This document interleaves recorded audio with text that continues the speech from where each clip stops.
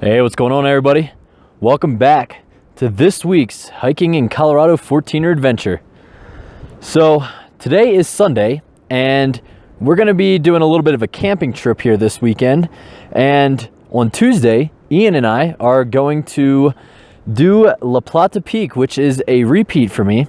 However, we're doing it via Ellingwood Ridge, which is notoriously one of the best routes up La Plata. And it's apparently a lot harder than most people give it credit for. So that's something that we're going to be able to check out here on Tuesday. But right now I'm waiting for my friends here at the trailhead of Mount Columbia. They did the Columbia today. I'm not sure if Ian went and did the Traverse, but I know he was considering that. I unfortunately got stuck at work late on Saturday, so I was not able to make the trip today. But on Tuesday, like I said, we're going to be headed for Ellingwood Ridge, which is something that I've been considering and have been very drawn to since the very first time that I've done La Plata via the standard route. So it's going to be an excellent trip. It's really going to be a great way to kind of bring in the summer here. It is June now, and it looks like a lot of the snow on the Swatch, at least in this area, has melted. So I can't wait to see what La Plata holds for us. And right now I'm just kind of hanging out in this hammock that I bought today. I kind of went on a binge at REI this morning and bought a bunch of stuff that I've been putting off, but all of it is necessary. So I've just been hanging out, relaxing, enjoying the weather and the sun, and perfect temperatures, waiting for them to get back from Columbia. So we are roughly 2.5 miles into our approach to Ellingwood Ridge, and we just got up above almost up above this boulder field. Coming from the trailhead to where we are now, it was extremely hard to find the trail. I mean, you can tell no one's been here for a while because half of it's overgrown with vegetation, and you'll be able to find the trail a little bit and then it'll disappear a little bit later, and you really gotta be careful and be mindful. But after we got up here, we actually got back on trail. It's actually right behind Ian, right where his left foot is, and we're gonna be headed up that way. Once we get up above that, it looks like then we'll be able to make our approach towards the ridge and get started and hopefully have a great day. What do you think, Ian? I think it's a beautiful day and I'm excited. All right. We will bring you guys back here as soon as we get up above there and see what we're looking at with the ridge. We just came up that boulder field there, and it took us a couple hours, but nothing too bad. You got to be careful in some spots there, a lot of loose stuff, and you don't want to send that down on anybody below you, and you don't want to get taken out with it. But we just got up here. You can see the Twin Lakes down there, which means Elbert is back over that way. And where we're headed next, to get on the more technical stuff, the start of it anyway, we're gonna be headed to the top of here.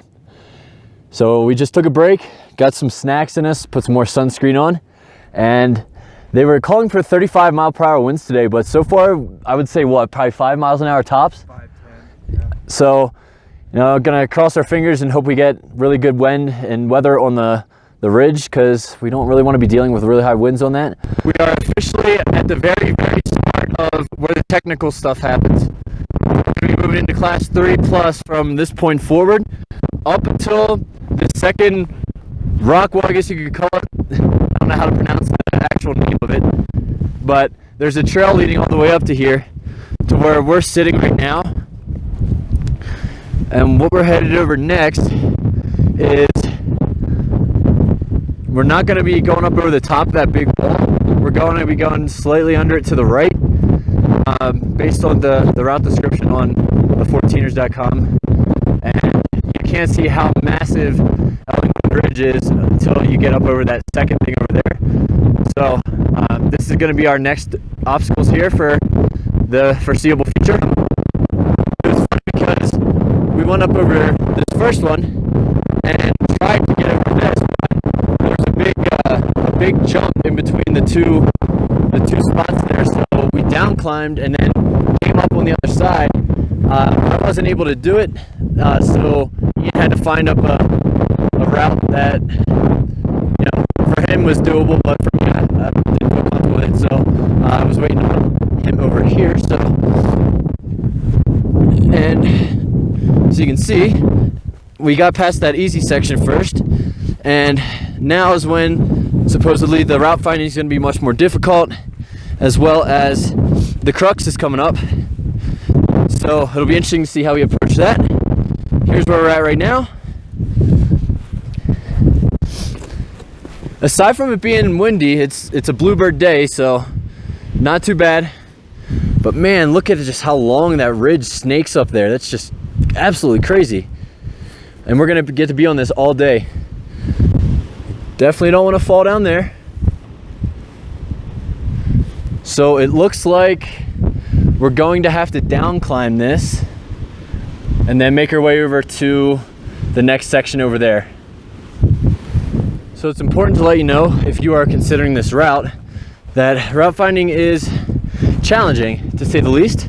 We, after we got over this section here, we are trying to get over to there. However, we went down here the first time, and I don't know if you'll be able to see from the video, but once you get down there, it completely cliffs out. Unless you have, you know, ropes and stuff like that, it gets into some pretty high class 5 and it just cliffs out. So we came back and we came down this way. Saw what thought looked like a trail, but of course that was wishful thinking, because that goes all the way down there, wraps around, and takes you all the way into the basin down there. So we had to backtrack again. But as they say, third time is a charm, because what you actually want to do is come to the left side of the ridge, and then it becomes much more doable. So we had a little hang up there, but all is well, because we found our route. So we're going to be headed up over there, off to the next obstacle. We are, I'd say, probably well over halfway done this ridge so far, and honestly, what it's been is exactly what Ian's doing right now. A lot of down climbing, lots and lots and lots of down climbing, and most of the class 3 moves are on the descent. We did do some class 4 and everything, but that's when we got off route, but that still made it fun. So this is pretty much what to expect when you're out here. We have been running into the issue of these snowfields that we've had to cross, and it's extremely slick, so be careful if you're going to be coming up here within anytime soon. So those are an issue as well, but aside from that, I mean, everything's been smooth sailing, and not sure how much longer we have yet, but most of the gain is still coming. So right now we are losing everything that we're about to have to regain here at the end of the route here. So that's where we just came from up there, right around here, straight up to where I am now. But we got to an area that's quite interesting here, because right where we are here, there's no way to get down on that side there. So we did a little bit of searching and we found this. So it looks pretty solid. It looks like we've got a lot of holds, and it's definitely doable. I'm gonna record Ian going down there for you guys, just so you can see what holds and stuff that can be used if you decide to use this route to get down. You can also go down this gully over here and around this rock face over there and come up this back to the same area that we're going. But this one, we've decided we wanted to make it a little bit more interesting, so we've decided to go this route. That way we don't have to lose much more elevation gain than we already have to with this. So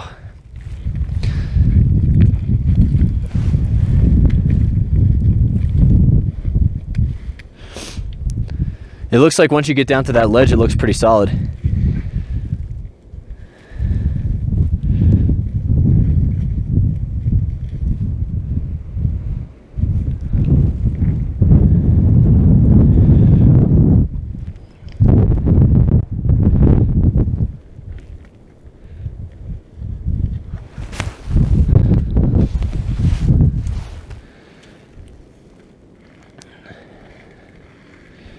Anything we need to watch out for? No, it's been pretty straightforward so far. Okay. Yeah, it looks like from here anyway that you've got a lot of places to put your hands and feet, so.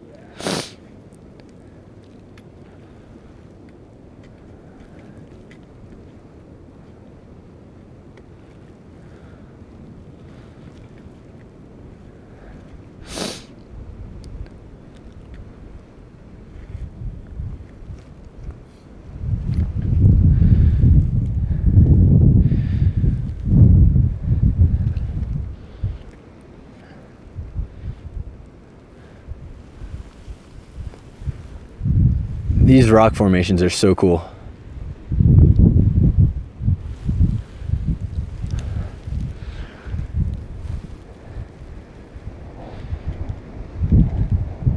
It's also convenient that we're on the left side of the ridge because all of the wind is being blocked by the ridge. So the only times that we really get any wind is when we go between these areas that are kind of open, like a notch or so, and sends a bunch of wind in.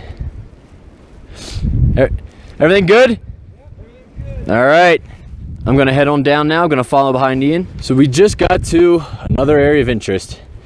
We're on a very exposed ledge, heading over that way into the saddle. And actually, there's a cairn here. So that's definitely a good sign that we're on track. But this ledge is pretty exposed. I don't know if you guys can see based on the video, but yeah, it's pretty exposed. The moves aren't too difficult as long as you're cool with that.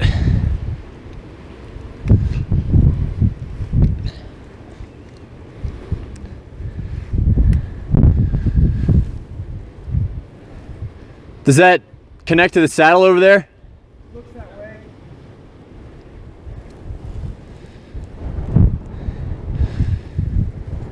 This is one exhausting route. I am absolutely beat, and we've still got a lot of stuff to do yet. You can see East La Plata there, just poking up there. We've still got a long way to go. This route is no joke. No doubt. We just came up, or sorry, down from up there. And we had to come down this gully and kick steps over to here. And now we have to do it again. So we're shooting to go down here. Yeah, this is just a route that never ends because we are still not close to being at summit. We've been on this for a couple hours now, so hoping to get back before dark. We got started super early, but yeah, this is just a mountain that keeps on coming.